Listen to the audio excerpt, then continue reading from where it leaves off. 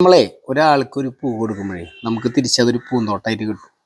ഞാൻ പറയാൻ കാരണം വേറെ ഒന്നല്ല. എന്നെ ഇപ്പോൾ അത്യാവശ്യം ആൾക്കാർ പൊങ്ങച്ചം പറയാൻ വിചാരിക്കരുത് കേട്ടോ. അത്യാവശ്യം ആൾക്കാർ വിളിക്കാറുണ്ട്. എന്നെക്കൊണ്ട് പറ്റുന്ന കാര്യങ്ങൾ ഞാൻ കറക്റ്റായിട്ട് അവർക്ക് മനസ്സിലാവുന്ന രീതിയിൽ പറയാൻ ശ്രമിക്കുന്നുണ്ട്. അത് ഈ എന്നെ വിളിക്കുന്നവർക്ക് അറിയാം. ഞാൻ പരമാവധി എനിക്ക് പറ്റുന്ന കാര്യങ്ങൾ ഞാൻ പറഞ്ഞു കൊടുക്കാറുണ്ട്.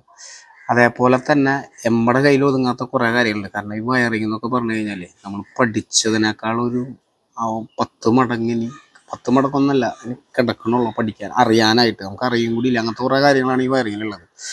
അപ്പോൾ എനിക്കും അതേപോലെ 1-2 വ്യക്തികൾ നല്ല രീതിയിൽ എന്ന് പറഞ്ഞു കഴിഞ്ഞാൽ, അതായത് എൻ്റെ ലെവലിക്ക് താഴ്ന്നു വന്ന് എനിക്ക് മനസ്സിലാവുന്ന രീതിയിൽ കുറേ നേരം സംസാരിച്ചിട്ട് എനിക്ക് കുറേ കാര്യങ്ങൾ പറഞ്ഞു തരുന്നു.